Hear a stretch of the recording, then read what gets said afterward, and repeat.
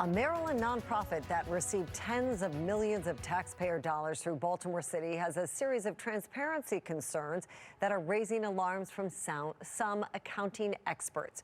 Good evening, everybody. Thank you so much for joining us. I'm Mary Bubala. Patrick Huff from our Spotlight on Maryland team has the latest in his investigation into how nonprofits spend your taxpayer money.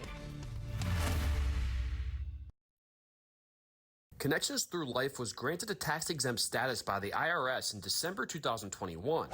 It began receiving taxpayer money through the Baltimore City government in September 2022, which now totals $56.68 million. The nonprofit does not appear to have a website. Its latest tax form for 2023 only names one employee or board member, Antoine Anderson, who is described as the president working 20 hours a week with no listed salary. It's not particularly common, no. Amanda Beck is a professor at Georgia State University who specializes in nonprofit accounting and reporting. She said the lack of information about how Connections Through Life operates potentially enables a mismanagement of taxpayer dollars. When you put this in the hands of a non-transparent, non-elected official like this one, a potential thing that could go wrong is that it's not necessarily fairly allocated.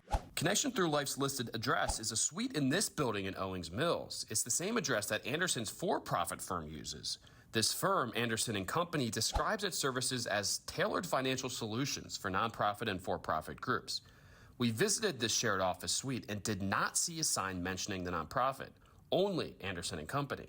Beck said Connections Through Life needs to be more transparent about how it handles more than 50 million taxpayer dollars. Those kind of send like red flags for accountability for these public funds. It's hard to really feel good that what's being reported on the 990 is accurate because there's not oversight. Connections Through Life does not appear to list a public contact. We called Anderson & Company, which refused to provide Anderson's email or allow us to leave a message on Anderson's phone. We identified what appears to be Anderson's email and sent a series of questions that included, why are you the only listed officer of Connections Through Life? What exactly is your role? How was Through Life entrusted with millions of taxpayer dollars just months after receiving a tax-exempt status? We received no response. Why would they not get in touch with you? Erica Harris is a professor at Florida International University who focuses on nonprofit accounting and governance. She expressed concern about the lack of response from Anderson's organizations. I guess the part that seems sketchy is that they're not.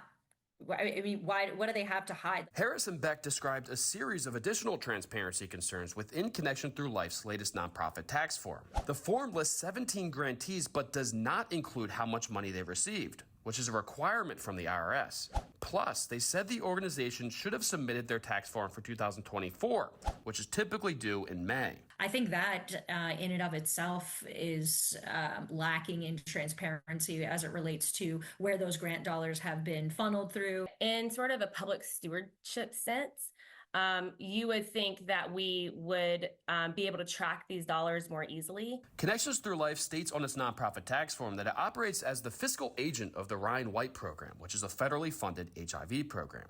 The nearly 57 million taxpayer dollars sent to Connections Through Life was done so through the Baltimore City Health Department. We sent them questions that included, why was Connections Through Life chosen to be the fiscal agent of the Ryan White program only months after it was granted a tax-exempt status? Why does the health department need a nonprofit to send taxpayer dollars to specific grantees of the Ryan White program? Is the department capable of doing so itself?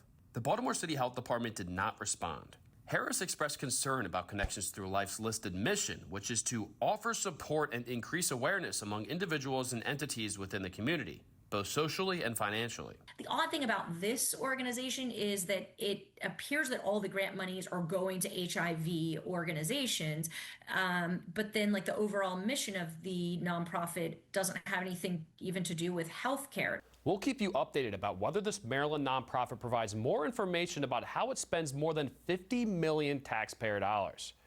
For Spotlight on Maryland, I'm Patrick Huff.